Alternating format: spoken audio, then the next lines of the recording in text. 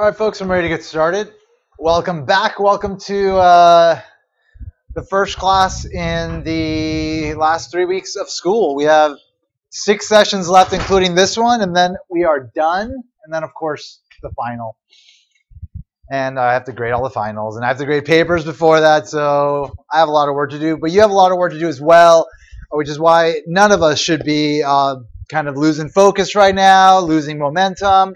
It's about taking advantage of every day, every moment you have, taking care of things, taking care of learning the material you're covering right now, impending assignments, getting the semester nicely wrapped up in a lovely red bow so that you can give yourself the lovely gift of success this semester and feel really good about having actually accomplished something here.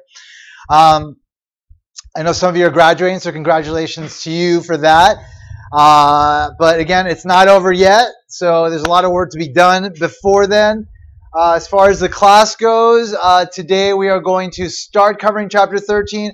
We'll finish covering Chapter 13 on Thursday, so that'll be the last mini paper option you'll have beyond the open chapter mini paper submission, which is due on Sunday. This one will be due the following Thursday, and then we've got the paper due 2 weeks from today. So the final week should be left to just kind of wrap the paper up, as I've been suggesting to you, as I suggested to you last week. You should have already done it if you are wise and are trying to manage your time properly, getting ahead of things. If you haven't done it yet, and if you've written the 3 mini papers as you should have by now, then you can easily get your paper finalized. Just write an introduction. The introduction basically states you're an economic naturalist. What does it mean to be an economic naturalist? Here are your 3 economic naturalist observations that you've made. Briefly summarize them. Should be about a page. You're done. That's your intro. Throw the 3 papers together, subtitle each one for each section of the paper. Throw in a little verbiage at the end and beginning of each one so that there's a flow there, and then just write a conclusion that mirrors the introduction. That shouldn't take you more than an hour to 2 hours if you've already done the mini papers, and you've knocked the paper out of the way if you do that, and you get it done. You don't have to worry about it anymore. So take that approach. Get it done. There's other stuff coming up in your other classes. You know this. Get things done early if you can, anytime you have a chance in school in general, but definitely now these last 3 weeks where the time will become increasingly more sparse, and you will need as much of it as possible to do everything you need to do. So make each moment count. Yes. As far as the final paper, if you have finished, you want your opinion, get some feedback before we choose? No, I don't have time for that, unfortunately. So next class after, briefly looking over, or I really don't have time to do that. If I open the door to you to do that, then other people will come. I just cannot spare that kind of time. So in the end, like I say, just make sure that you are using the theory to explain something, making economic naturalist observations that they don't have to be groundbreaking. You don't have to win a Nobel Prize for them, but as long as they make sense logically, as long as the logic of the theory is used the right way, then that's it. The assignment is complete. So don't worry too much about it.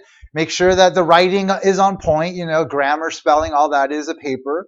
The structure is sound, If you've done all that, you're going to get a full grade on it. So that's what I'm looking for. So that's all you have to do. It's not anything that you should be afraid of or think that maybe you're going to miss the mark easily, because you can't. It's really easy to get exactly what you need out of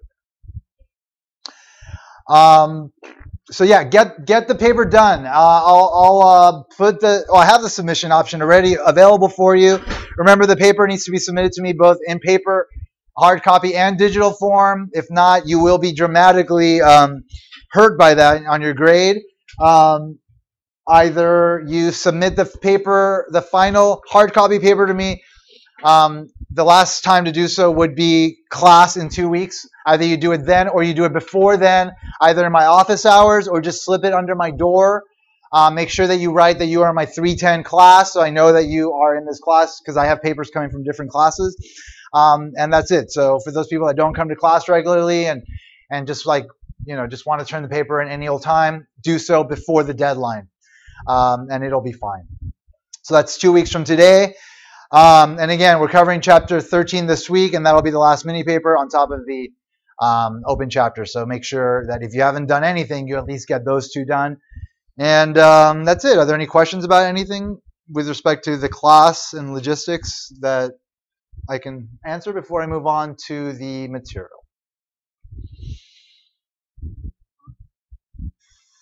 All right.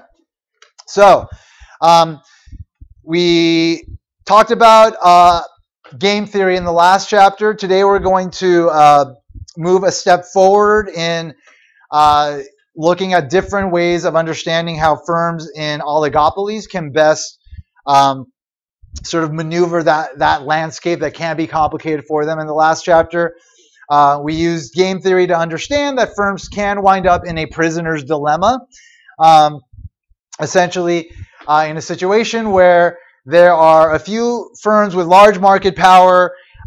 Their decisions are not just going to impact the market for themselves, but also for their rivals. Their rivals will react to that, and their rivals' reactions will then affect the firms that made the initial moves. And so that interdependence in decision making creates a complex environment for firms, and it creates a complex, ambiguous result for markets. And so pricing is not always clear cut. It depends a lot on the nature of the competition of these firms and the type of activities that they take to try to sort of mitigate the complexity of the environment that they're working in. So when we talk about oligopoly today, we'll look at some models that sort of examine different ways that markets might work depending on the type of competition that these firms engage in. And we'll see the kind of different outcomes that we'll get in the market as a result of that. And then on Thursday, we'll look at monopolistic competition, which I'll talk about then. But today, we're going to cover a couple of different models in this chapter that, again, help us to understand how oligopolists can best maneuver and profit from markets and how pricing is affected by that. Before we do that, let's look at a practice problem to sort of, again, highlight the nature of the sort of situation that these firms find themselves in. We did this problem last time when we talked about the prisoner's dilemma and how the two firms could work together and benefit from the market like an oligopolist, like a monopolist, but it's illegal for them to do, for them to engage in those types of behaviors.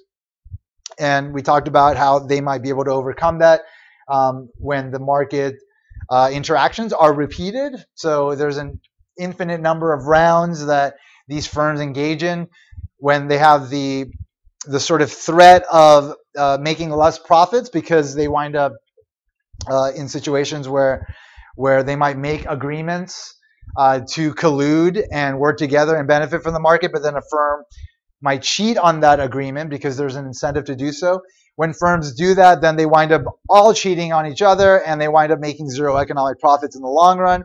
And so the fact that they are repeatedly interacting and always kind of under the threat of making zero profits is what stops them from cheating on agreements and being able to maintain a type of collusion that will result in the type of outcome that a monopolist would get, but in the case of, let's say, a two-firm duopoly, the firms will divide up the benefits of that.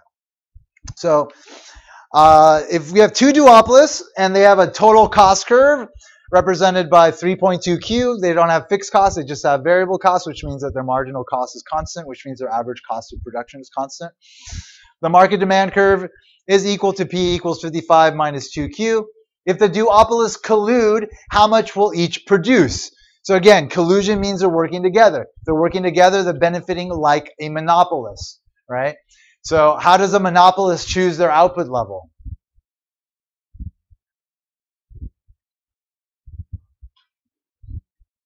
What do monopolists do to set how much they're going to sell in a market?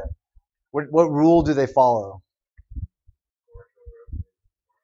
Exactly. They set their marginal revenue equal to their marginal cost, right?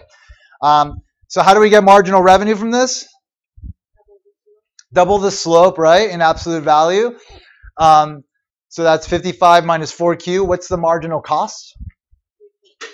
3.2. It's the derivative of our total cost function. So we set that equal to marginal revenue.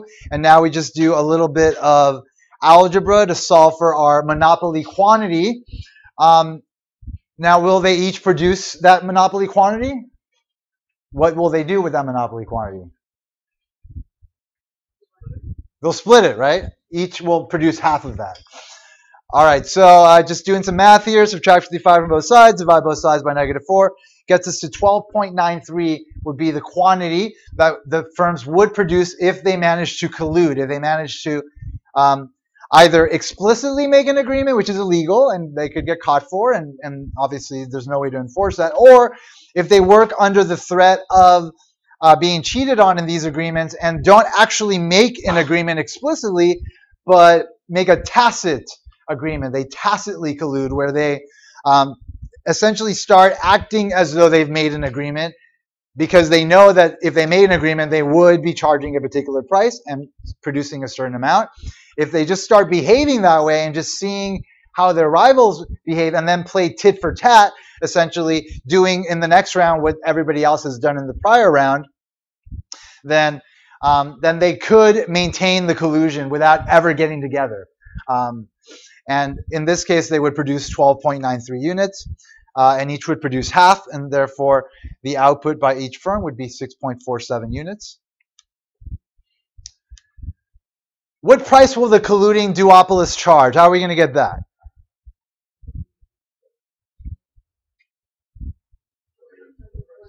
Plug what into what? Which quantity? Is it 6.47?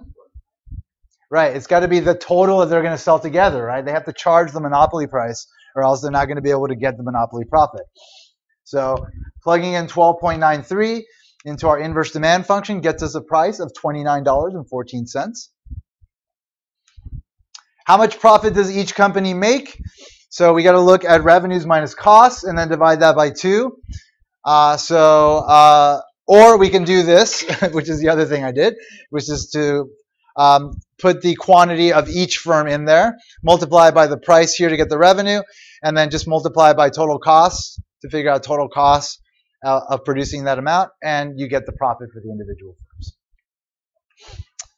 All right, so that's the collusion outcome. Let's look at the oligopoly possible scenarios that could arise. All right, so if a firm is considering a change in its output level or selling price, there's many possible assumptions it could make about the reaction of its rivals. So again, what's key about these market settings is interdependence in decision making. A firm makes a decision, they have to take into account the fact that their rival is going to react to it. They share the downward sloping demand curve. They're all moving along the curve. Regardless of who's making the decisions, they're moving along that curve together. They share it, and so they always need to be mindful of what everybody else is doing. So let's say that they assume that their rivals will continue producing at their current level of output. So in that case, they are making assumptions about quantity. So essentially they are competing on the grounds of quantity. You'll find this in like oil production markets, where the firms are choosing how much output to sell. Because the firms make the output decisions at the same time, all they can assume is that their rivals will continue to supply the output level. Like the output level of their rivals is essentially constant. So it's a constant that they take into account, and then they basically, if they're the only other firm remaining, they engage the market as though they were a monopolist with the remaining demand that they have. Another option is to assume that the rivals will continue charging their current prices, which means that they are competing on the grounds of price versus quantity. They're not choosing price. They're not choosing quantities when deciding how to engage the market. They're choosing what price to sell in the market, what price to sell their good at in the market, which is another form of competition, which is another possible scenario for oligopolists. Another thing that they could assume is that they will react in various specific ways to its own price and output changes. which again just highlights the interdependence of their decision making. So the following models explore each of these three assumptions. All right, so the first model we'll look at is called the Cournot model. The Cournot model is an oligopoly model in which each firm assumes that rivals will continue producing their current output levels. It's named for the French economist Auguste Cournot, who introduced it in 1838. So we're going to look at the case of a duopoly in which there's only two firms. So a two-firm oligopoly called a duopoly. And the Cournot model is sometimes referred to as the Cournot duopoly model, although its conclusions can easily be generalized to more than two firms. The central assumption of the Cournot model is that each duopolist treats the other's output as a fixed number. An industry is characterized as Cournot if there are a few firms in the market serving many consumers, therefore it is an oligopoly. Again, oligopoly is defined as markets in which there's a few firms that have large market shares in the market. So you might have 3 or 4 firms that maybe make 85 to 100% of the profits in the market. The firms produce either differentiated or homogeneous products. They produce either the same type of thing or slightly different versions of the same type of thing. Each firm believes that their rival will hold their output constant if it changes its output. And of course, something has to be keeping other firms out, and therefore barriers to entry exist. Increasing returns to scale generally tends to be the big one in oligopolies, basically establishing that firms need to be large in order to have low average cost of production in order to compete with the existing firms. If they can't compete, they can't enter the market. The barrier to entry stops them from entering. So consider a duopoly that compete in a mineral water industry, let's say. The total market demand curve for the mineral industry is given by this general expression where the fact that there's only 2 firms operating in the market allows us to divide the total quantity in the market supplied into the 2 firms' control variables, the 2 amounts that each firm will produce. A and B here are just positive constants, and again, Q1 and Q2 are the outputs of firms 1 and 2 respectively. For convenience, Cournot assumed that the water could be produced at 0 marginal cost, so that simplifies the analysis slightly. Given its assumption that firm 2's output is fixed at Q2, the demand curve for firm 1's water is then given by this inverse demand function. So essentially, to do the analysis in the Cournot market, you need to take the perspective of a firm. This is the perspective of the firm 1 on the market. They assume firm 2's output is constant, Gesundheit. So if you just multiply this and then kind of take the term negative BQ2 as constant, representing the fact that that amount of output is the amount of output the other firm will produce, and you're assuming it's going to be constant. This is what that looks like mathematically. So if Q2 were to be equal to 0, firm 1 would have the entire market demand curve to itself, and it would be a monopoly. If Q2 were equal to 0, firm 1, I already said that. If Q2 is positive, we get firm 1's demand by shifting the vertical axis of the demand diagram rightward by Q2 units. So essentially, this is the market demand curve, and this market demand curve is shared by 2 firms. So the assumption here that underlies the Cournot duopoly competitive context is that they are taking their rival's output as constant, and therefore graphically this is what it looks like. The output of firm 2 is taken to be constant, and so that therefore becomes part of the constant for firm 1. This winds up being what's called residual demand for firm 1. So this is the equation that basically allows firm 1 to now be able to engage the market as it would if it were the only firm, and be able to then set its marginal revenue equal to marginal cost in order to set its profit maximizing level of output. What is complicating the situation is the fact that there is another variable in the inverse demand function. So when we turn this into marginal revenue, firm 2's output will still be in there, which means that the marginal revenue of firm 1 will still be dependent on firm 2, and therefore you can't just get a clear-cut answer on how much firm 1 should produce. All you can get is a relationship between how much firm 1 can produce in relation to what firm 2 will produce. And that's what's called a reaction function. So again, the remaining demand is called the residual demand curve. Firm 1's rule for profit maximization is to equate marginal revenue and marginal cost. We assume marginal cost is 0. So marginal revenue for firm 1 is given by your standard just doubling the slope in absolute value. And then setting marginal revenue equal to marginal cost and solving for Q1, firm 1's output in terms of Q2 output, firm 2's output, Q2, yields what's called a reaction function or best response function. It's a curve that tells the profit maximizing level of output for one oligopolist for each amount supplied by the other. So again, like they can't just come up with their own supply result that's going to maximize their profits. All they can do is have this rule that will constantly allow them to react to what their rival's doing in order for them to constantly maximize profits in relation to what their rival does.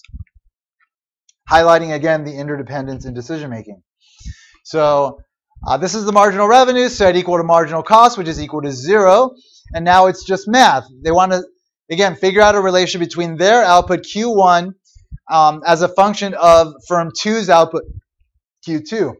So we're just going to do a little math here. Subtract this term from both sides. And I divided both sides by -1.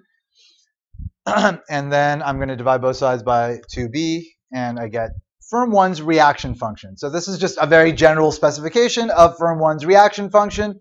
You don't have to memorize this. You're going to get actual numbers. But that's just how you derive the reaction function. So basically, this is the residual demand for the firm. Again, taking firm 2's output as constant. And basically, this relationship tells the firm how Q1 will react to this changing. And so that's what that reaction function tells us. So again, this is the same thing. It's just denoting the fact that this is firm 1's reaction function, and it's reacting to firm 2's output. Both share the market. Both have 0 marginal cost.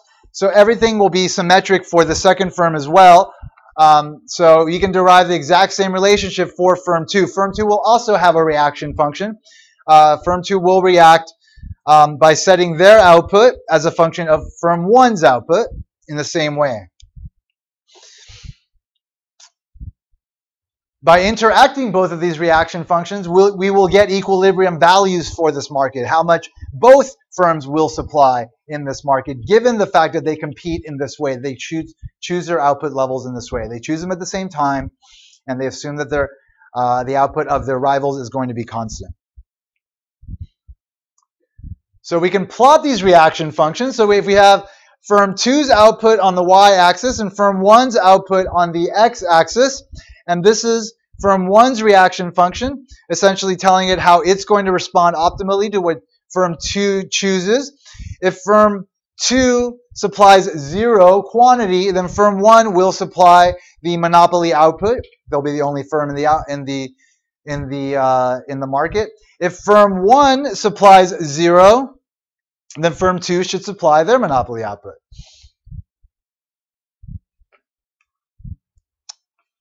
Where these two firms intersect is the equilibrium quantities for the market. It's the amount that each firm will wind up supplying in this type of duopoly example.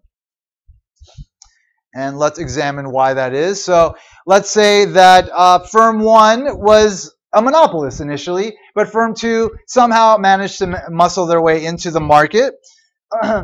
So firm 1 is supplying this monopoly amount. Firm 2 has this reaction function, and therefore, in response to firm 1 supplying this amount, firm 2 will supply this amount optimally to maximize its profits. If firm 2 supplies this amount, then firm 1 will supply this amount to maximize its profits based on its reaction function. If firm 1 supplies this amount, then firm 2 will react optimally to that and supply this amount. And this process will continue until they get to that equilibrium level. The same process happens on the other side. If firm 2 was the sole supplier, and then firm 1 were to supply, enter the market and optimally supply this much, then firm 2 would supply this much, and then firm 1 would supply this much, firm 2 would supply this much, and then it would get to the equilibrium there. So essentially, that does not happen because they derive these mathematical relationships, and they understand that that's what would happen, and they know that optimally, at the point where both of them would benefit the most and make the most profits is this point, and that's ultimately what they're trying to solve for. If they're at any other point, then either one or both of them are not making as much as they could be making, and so then the dynamics of this market would get them to that equilibrium. It's a stable equilibrium. These output levels constitute a Nash equilibrium for the Cournot duopolist. It is a set of strategies that neither player in this market has any incentive to deviate from. Again, Nash equilibria are those sets of strategies and no player has any incentive to deviate from. We talked about it last time, developed by John Nash, and it's a powerful tool to be able to predict what will happen in degrees of high uncertainty. All right, let's do a practice problem to solve for the reaction functions of the Cournot duopolist and the equilibrium outputs. All right, so the Cournot duopolist face the market demand curve given by 56 minus 2Q, where Q is total market demand. Each can produce output at a constant marginal cost of $20 a unit. We're going to figure out what each firm's marginal revenue is. We're going to figure out what the reaction functions are for the two firms.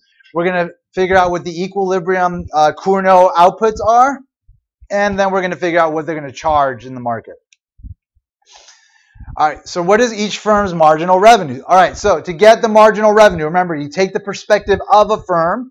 But before you do that, you need to separate the quantities because we're looking at duopolists. So you separate the quantity variables into two quantity variables, subscript them 1 and 2 to denote the fact that there's two different firms choosing their output levels. So we're going to take the perspective of firm 1 and take the other firm's output as constant. So first, again, separate the two quantities into the two quantity variables. Taking the perspective of firm 1, that means that they're going to take firm 2's output as constant. So multiplying this out and then including the other firm's control variable in the constant gets us the perspective on the demand from firm 1, which is firm 1's residual demand. Now they can just set their marginal revenue equal to their marginal costs. So to get marginal revenue, of course, you just double the slope in absolute value. So you get 56 minus 2Q2 minus 4Q1. Any questions on how we got this?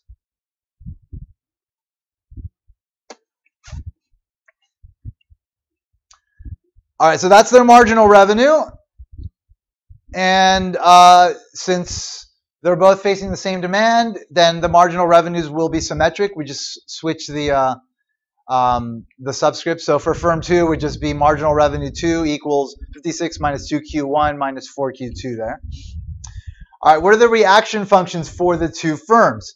So we're going to set marginal revenue equal to marginal cost and solve for firm 1's output in terms of firm 2's output. So here's the marginal revenue for firm 1. We set that equal to marginal cost, which is equal to 20. And now we just need to solve for firm 1's output in terms of firm 2's output. Q1 in terms of Q2's output via a little bit of algebra there. So I subtracted 36 from both sides. That got me negative 36 on the right.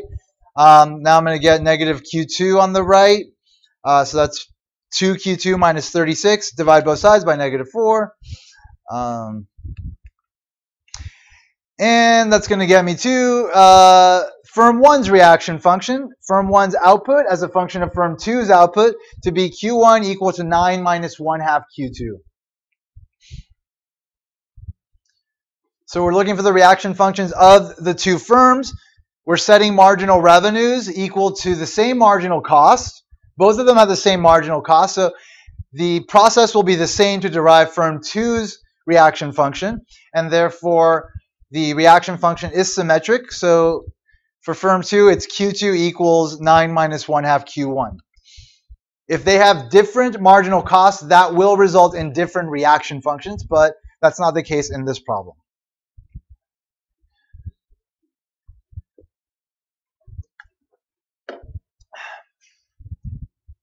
All right.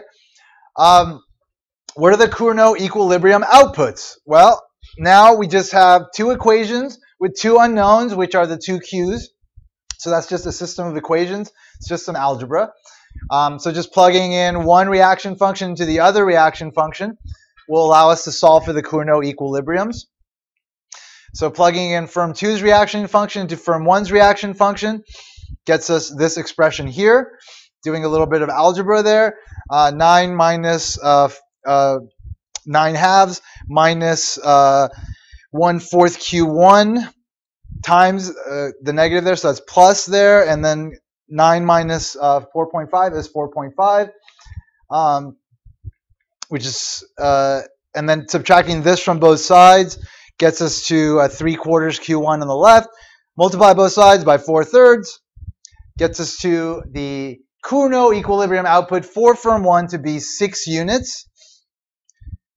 And again, because the firms have symmetric reaction functions, you're going to get symmetric Cournot equilibrium outputs. If they had different reaction functions, you would get different output levels. But given that they're the same, plugging in Q equals 6 into firm 2's reaction function, telling it how it should optimally supply to maximize its profits in reaction to what its rival's doing, firm 1, will get us to 6. All right, so the Nash equilibrium Cournot output for this duopoly is going to be 6 for each firm.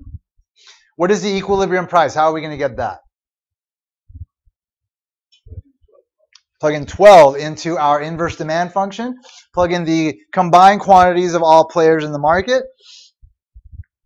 So we got 56 minus 2 times 12, which is 24, which equals $32. So that's essentially what we just did here. We took the perspective of firm 1, and so they took firm 2's output as constant Q2, and so this was their residual demand. This is their marginal revenue that we solved for firm 1. So it starts up here rather than up here, just again to take into account the fact that they are sharing the market with one other firm. They set their marginal revenue equal to marginal cost to figure out their optimal output here. And over here is the interaction of both of their reaction functions, which we solved for, and these are the output levels we solved for, which was 6 and 6. So this is the best these firms can do, given that they are sharing the market. All right, the assumption the Cournot duopolists assume that their own production decisions will be ignored by their rivals can be called into question. The French economist Joseph Bertrand was a Cournot critic and developed his alternative solution to the duopoly problem. So now let's look at the Bertrand model. The Bertrand model is an oligopoly model in which each firm assumes that rivals will continue charging their current prices. So instead of the firms assuming that their rivals will continue supplying the same amount and therefore taking their rivals' output as constant, they assume that their rivals are going to set their prices and continue charging those prices, essentially because they are setting their prices at the same time and they cannot know what their rivals are going to do. They cannot in any way assume that their rivals are going to do anything else than just charge a price, whatever price they're going to charge.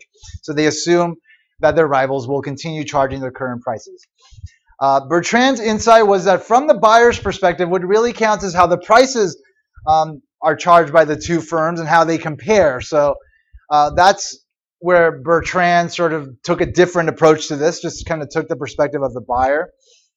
An industry is characterized as a Bertrand oligopoly if there are few firms in the market serving many consumers. The firms produce identical products at a constant marginal cost. Firms engage in price competition and react optimally to prices charged by competitors. Consumers have perfect information and there's no transaction costs. And of course, barriers to entry exist. So the outcome for a duopoly changes with this assumption. So assume that the cost and demand conditions are the same as those in the Cournot example. Since the duopolists are selling identical mineral water, every buyer will naturally want to buy from the lowest seller, the one that charges the lowest price. So let's say firm 1 charges some price, P1 naught. In response, firm 2 has 3 options. They can charge a price more than that and sell nothing. They can charge the same price and split the market, or they can charge marginally less and capture the entire market. Of course, that's what they'll do. Since we assume the firms are symmetric, then both will choose option 3 in response to each other. And ultimately, they'll engage in a price war as a result of it. The back and forth process of price cutting will continue until it reaches its natural economic limit, which is to set their prices equal to marginal cost, which is equal to 0, and therefore set their prices equal to 0 in this example, because the marginal cost of supplying additional mineral water is 0. So if the oligopolists are engaging in a Bertrand type of game, which is a pricing game, versus a Cournot type of game, which is a quantity game, then they will wind up setting their prices equal to marginal cost, and we will have the same outcome as we have in a perfectly competitive market. So once each firm has cut its price to marginal cost, they will have no incentive to cut further, obviously, or they would be operating at a loss. With each firm selling at marginal cost, the duopolists will share the market equally. Quick practice problem. If the market demand curve facing Bertrand duopolist is given by this market demand curve, and each has a constant marginal cost of $2, what will be the equilibrium price and quantity for each firm? What will be the equilibrium price for these Bertrand duopolists?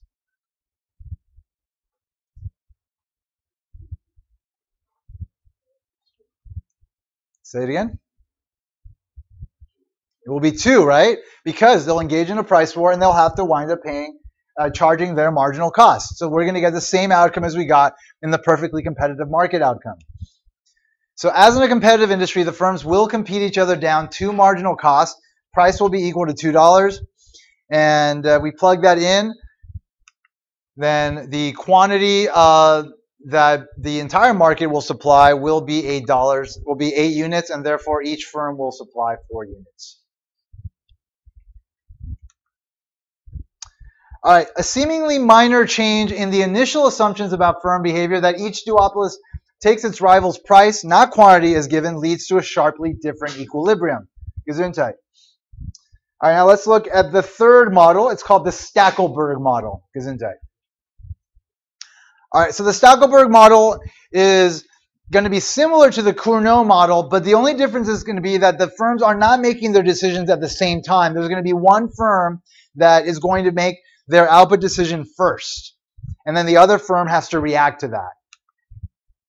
In 1934, the German economist Heinrich von Stackelberg asked the simple but provocative question, what would a firm do if it knew its only rival were a naive Cournot duopolist? An industry is then characterized as a Stackelberg oligopoly if there's a few firms serving many consumers, the firms produce either differentiated or homogeneous products, a single firm, the leader, chooses an output before all other firms choose their output levels. All other firms, the followers, take as given the output of the leader and choose outputs that maximize profits given the leader's output. And of course, barriers to entry exist. So essentially, this is the same situation as a Cournot duopoly, but in this case, a firm has a first mover advantage. They are the leader, and they know that the other firms in the market are going to react to its decision in the same way that a Cournot duopolist did. So they'll have a reaction function. The leader knows that, and so then needs to incorporate that into its own analysis of the market in order for it to maximize its profits, knowing that there's going to be reaction to what it does. So it needs to take into account that reaction in order for it to be able to be in the best standing in the end, once everybody's made their moves. So firm 1 is the leader and thus has the first mover advantage. Firm 1 produces before firm 2. Firm 2 is the follower and maximizes profits given the output produced by the leader. Because the follower produces after the leader, the follower's maximizing profit maximizing level of output is determined by its reaction function. So firm 2 will have a reaction function that it will, again, use to optimally set its output level in reaction to what its rival does, which is the leader. So it will basically have that same Cournot reaction function that we derived in the first model. So recall that a firm's reaction function is this expression here, which is derived again by taking the perspective of the firm on the market, setting their rival's output as constant, and then setting their marginal revenue equal to marginal cost, then solving for their output as a function of their rival's output. Knowing that firm 2's output will depend on the output that the leader chooses, firm 1 can then substitute the reaction function for Q2 in the equation for the market demand curve, and that's how it incorporates how its rival is going to react to it. So this is the perspective on the market by the leader, the Stackelberg leader, the one that gets to make their output decision first. So again, they've taken the rival's output as constant. If we plug in for Q2 firm 2's reaction function, then that will allow firm 1 to take into account what firm 2 is going to do, which then will allow it to choose the right kind of output so that it is maximizing profits once everybody's made their move. So this is just some math here, and it gets you to a general expression for the perspective of the Stackelberg leader on the market, which will be better understood when we have actual numbers. But this is just meant to kind of highlight what the method is to do that incorporation so that you can then get the right amount for the leader. All right, so that's firm 1's demand. Since marginal cost is assumed to be 0 in the middle spring example, firm 1's profit maximizing output level will be the one for which marginal revenue is equal to 0. So then essentially they will, once they've derived their perspective on the demand of the market, having incorporated what they know will be the reaction of their rival, their perspective on the market then looks like this. This is their demand, and now they've got their marginal revenue, and now essentially they would set their marginal revenue equal to marginal cost, which is equal to 0, so they would wind up supplying down here. And let's look at some actual numbers. A Stackelberg leader and follower face a market demand curve given by 56 minus 2Q. Each can produce output at a constant marginal cost of $20 per unit. We're going to find the equilibrium price and quantity. All right, so the first step is to derive the follower's Cournot reaction function. So remember, the leader knows that the follower is going to react in a Cournot fashion. So we need to derive the follower's reaction function to then plug into the leader's perspective on the market demand curve in order for them to be able to choose their output in a way that will incorporate what their rival is going to do so that they can maximize their profits in the best way possible. Slightly complicated, but if you wrap your head around it, it's not that complicated. All right, so we need to derive firm 2's reaction function. That means we take firm 2's perspective on the market. So here's the market, given that there's only 2 firms. Firm 2 takes firm 1's output as constant. So multiplying this out and then including firm 1's output in the constant gives us firm 2's residual demand, which allows it to then maximize the market in the best way possible, which results in the derivation of their reaction function. So that's the inverse demand function. There's our marginal revenue. We're going to double the slope there.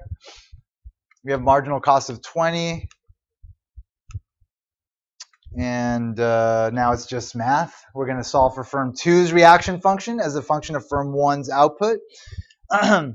So negative 4Q2 equals 20 minus 56, which is negative 36, and then plus 2Q1, and divide both sides by negative 4, and that gets us to firm 2's reaction function, 9 minus 1 half Q1. Exactly what we did in the last problem. All right, so second step, we're going to substitute the follower's reaction function into the inverse demand function to get the leader's perspective on the market. So there is the market demand curve, plugging in for Q2, 9 minus 1 half Q1. So for Q2, basically plugging in firm 2's reaction function so that firm 1 can incorporate how firm 2 will react to what it does. And now we've got our demand as just a function of Q1. So got 56 minus 2 Q1 minus 18 plus 1/4 Q1. I'm sorry, plus 1 Q1. So that's going to get us, well, that's negative. There's a negative there. So it's negative Q1. So that's going to get us negative 2 Q1. And then we've got negative 2 times 9, negative 18. And, all right.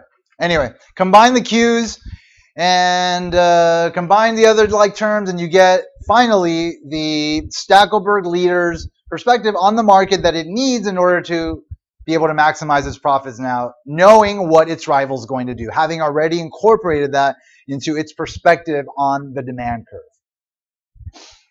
And now it's just your standard set marginal revenue equal to marginal cost. The leader goes first, so they can just come up with a number. They don't have to have a reaction function because they're not reacting to anything. They're going first. So marginal revenue is, of course, equal to 38 minus 2 Q1. And we set that equal to marginal cost, which is equal to 20. So solve for firm 1's output, which is 9 units. So firm 1, the Stackelberg leader, in this case, will supply 9 units. Inserting that into firm 2's reaction function tells us how much firm 2 will react now to firm 1's output in order for it to maximize its profits, given that the Stackelberg leader has already made its decision. So plugging in 9 into firm 2's reaction function, 9 minus 1 half times 9 gets us to firm 2's output to be 4.9 units, less than the leader's output. So they are not able to supply as much in the market. The first mover has the advantage, which allows it to basically have a bigger chunk of the pie, a larger market share as a result of just that one difference where they get to move first. Total industry output will be equal to the sum of the individual firm's output, 9 plus 4.5, which is 13.5 units. And the equilibrium price is, of course, gotten by plugging in 13.5 into our inverse demand function, which gets us a price of $29. So they will both charge that price. All right, here's a comparison of the outcomes. Again, we're assuming that the marginal cost is 0. This is still the same running example, the mineral water example. So under perfect competition, we're going to have industry output be twice as much as monopoly. Market price will be 0. Industry profits will be 0. So 0 economic profits. Again, that means that there's positive accounting profit. The Bertrand duopoly situation will have the same outcome as perfect competition. Again, the firms will engage in a price war. Prices will be driven down to marginal cost.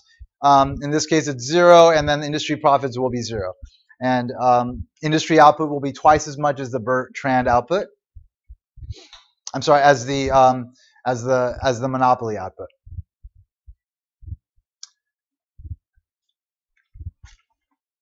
Stackelberg, next best option. So just the fact that there is a leader making a first move in this oligopoly improves the efficiency of the market. You get 3 halves, so 1.5 times the monopoly output. So definitely less than the perfectly competitive outcome, but we get more output, which is good. The market price will be half of the monopolist price. So in an oligopoly setting where there's a first mover advantage in terms of selecting quantities, you'll get a much better price than you would in a monopoly. And overall, we'll get 3/4 of the monopoly profit collectively by all firms. So definitely profits are less than monopoly. If the firms are competing in a Cournot fashion and they are working together, or they're not working together, but they're setting their outputs at the same time, and assuming their rivals' outputs to be constant, then we're going to get 4/3 the monopoly output. So we're going to get, again, better output than in the monopoly, but it's going to be worse than in the Stackelberg situation. So we're going to get less output than Stackelberg just by having that one difference in having one firm getting to choose their output first and everybody else having to react to that. We're going to have a higher price, 2/3 of the monopoly price versus 1/2 of the monopoly's price for Stackelberg. But definitely the firms will wind up making more profits collectively. And then, of course, all of this is in comparison to monopoly, but we consider the case that we looked at in the first practice problem we did at the beginning of the lecture, which involves the collusive outcome, where the firms are able to figure out a way to work together and benefit from the market the way a monopolist does and split that. In that case, they do supply the monopoly output, which is going to be the least amount in the market. It's going to be the least efficient result. We're going to get the most deadweight loss, the most loss in mutually beneficial transactions, the most loss in surplus. We're going to get the highest price in the market, and we're going to get the most amount of profit in the market as well. And just looking at it in terms of the demand curve, here's the monopoly output. Cournot will supply more, lower price. Stackelberg more, lower price.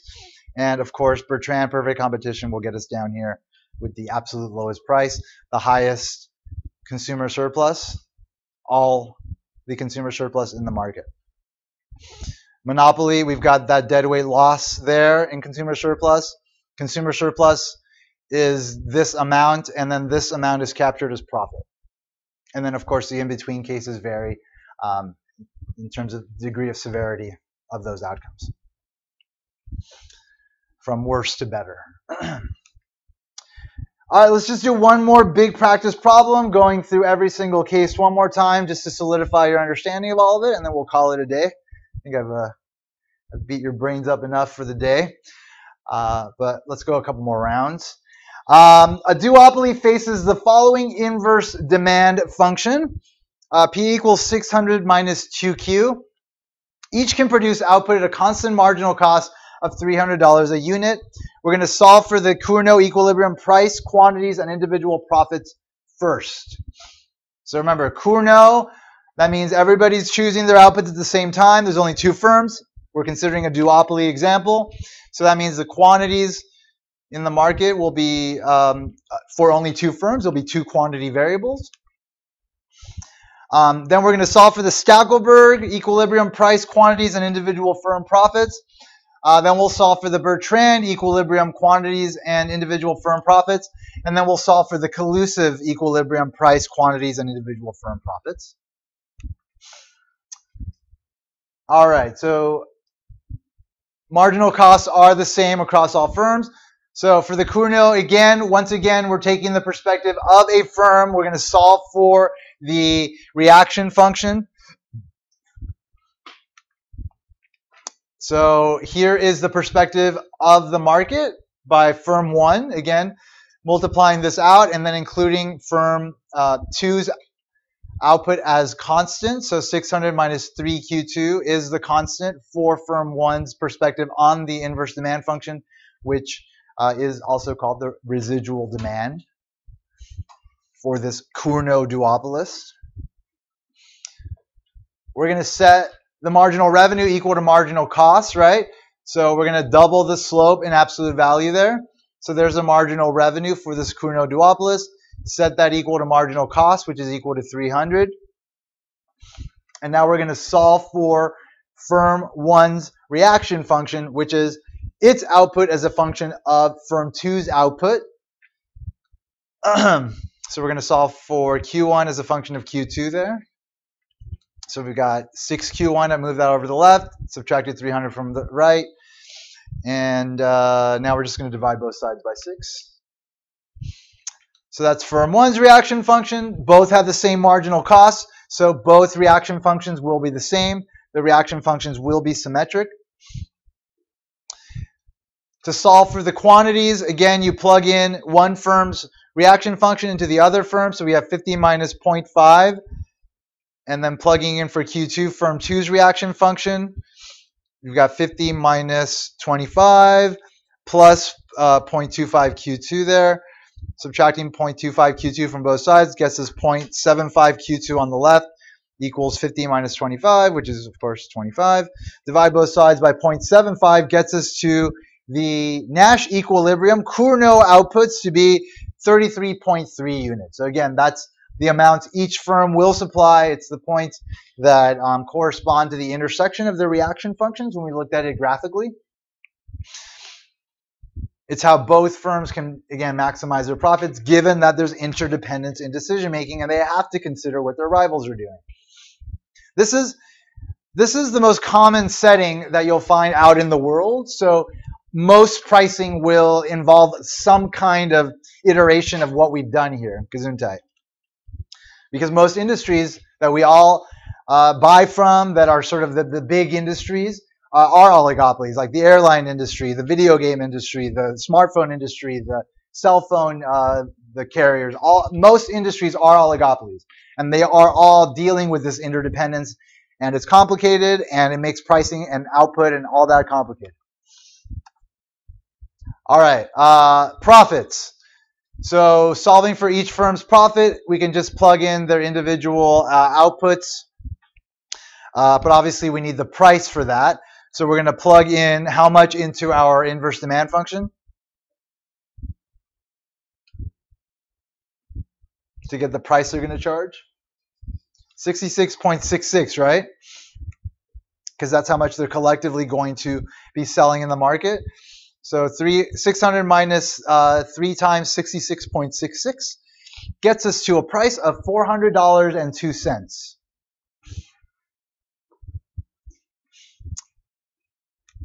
All right, and here's our profit. Price, 400 times the individual firm quantities, 33.3. That's our revenue minus our cost, which is, since marginal cost is constant, you just multiply that by the quantity, then you'll get your total cost. And so 300 times 33.33 is equal to $9,999 in costs. That's our revenue.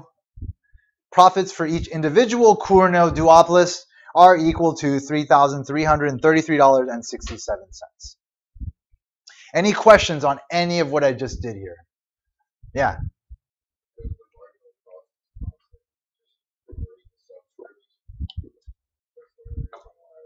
Because they're the same. Yeah, because they're the same, you can reverse the subscripts and get the same symmetric reaction function. Yeah, and the outputs will be the same as well in equilibrium.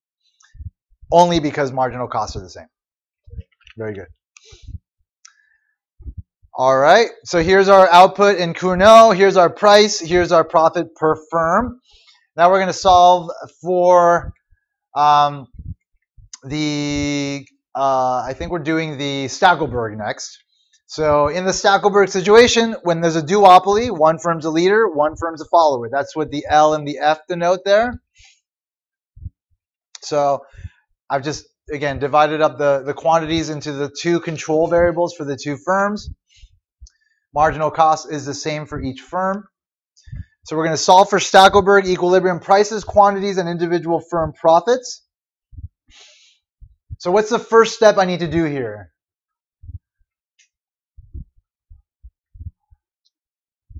I'm going to solve for something. Stackelberg leader needs to take what into consideration? The follower's reaction function, exactly. So what do we need to do first? We need to derive that reaction function. We need to derive the follower's reaction function. So here is our perspective on the market by the follower. Right, just multiply this out, taking the leader's output as constant. Double the slope gets us to the marginal revenue for the follower.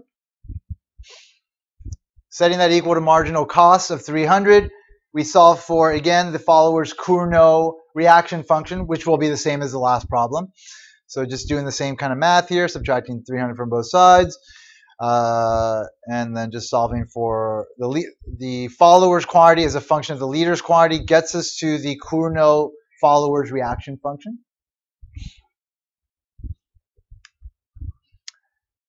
Now we plug in, again, the followers reaction function into the leader's perspective on the market.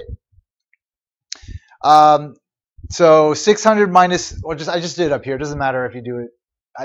As long as you plug it in at some point, you're good. So I plugged it in for QF.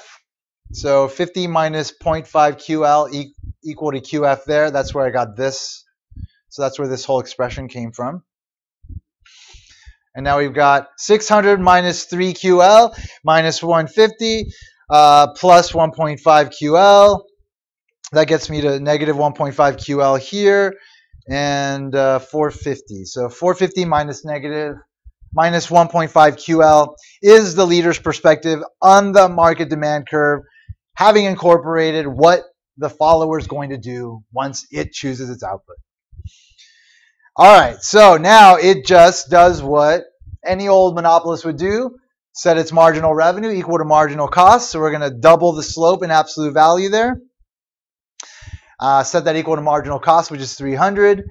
And now we're just going to solve for the leader's output. Doing a little bit of algebra there. Subtracting 450 from both sides, dividing both sides by negative 3 gets us the leader's output to be 50 units here. How do we get the followers output? Plug what in? Right, so plug in the leader's output into the follower's reaction function. And that gets us to 25. So again, the leader produces more than the follower. And now to get the price, we plug both output levels into our inverse demand function. So we've got, again, 600 minus 3 times 75. And that gets us to $375.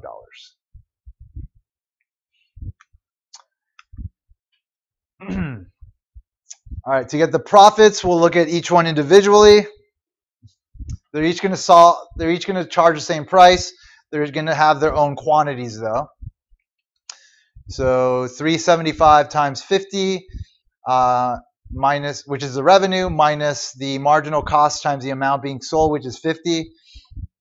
So that's going to get the leader $3,750 in profit. And the follower is going to make less. Remember, they're supplying less, half as much as the leader. They're going to wind up making $1,875 in profits.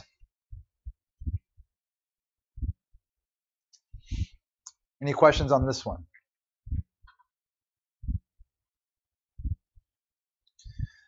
This is why I don't make the final cumulative, because, you know, it's a lot of stuff to think about. All right. Now we're going to do the Bertrand outcome. So here's our Stackelberg stuff. 75. We've got more output than Cournot, lower price than Cournot, and the leader gets more profit than the individual firms in the Cournot, and the Cournot follower makes less profit than the Cournots do. Collectively, they do wind up making more profit, though, and it's a better outcome for the market. The market winds up in a better position for everybody. There's less deadweight loss. There's more output, lower price. All right, solve for the Bertrand equilibrium price, quantity, and individual firm profits. Price equals marginal cost, right? Pricing war, that's what a Bertrand oligopoly will result in. So setting price equal to marginal cost, which is 300, will get us to a quantity of 100 in the Bertrand duopoly game. So that's 100 in output. The price is 300, which is marginal cost. And of course, the profit per firm is what? Zero. Zero economic profit. You get the same outcome as perfect competition. More output definitely than Stackelberg, more than Cournot, lower price than both, significantly lower than Stackelberg, and of course, zero profit there.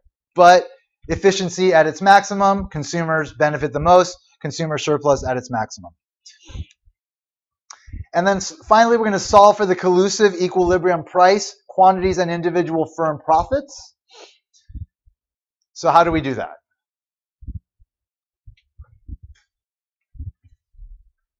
What approach do we take here?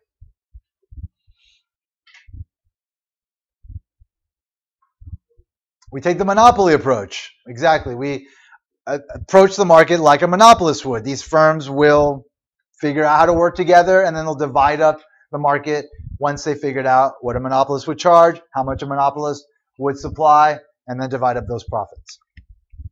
So they said marginal cost equal to marginal revenue, right? There's our marginal revenue, 600 minus 6Q. Set that equal to marginal cost, which is 300.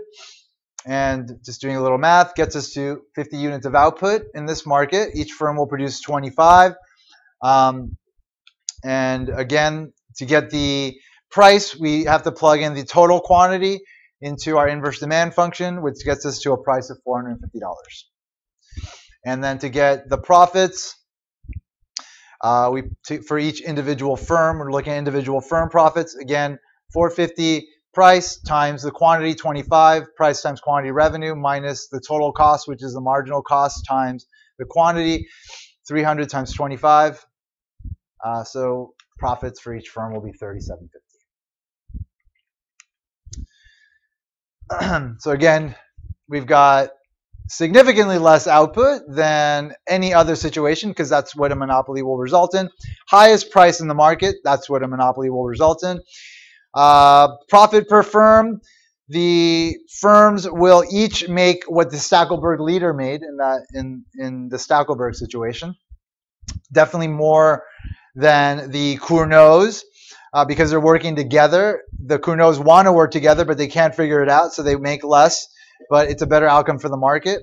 And again, you wind up with the other extreme sort of outcome in a market if things are the least competitive possible, which is why there's laws against this, and why firms would have to either break the law or, you know, operate under the assumption that everybody's going to do this without explicitly talking about it, which is called tacit collusion. Any questions on any of this? You want me to go through it one more time? All right, everybody have a good couple of days. I'll see you guys on Thursday.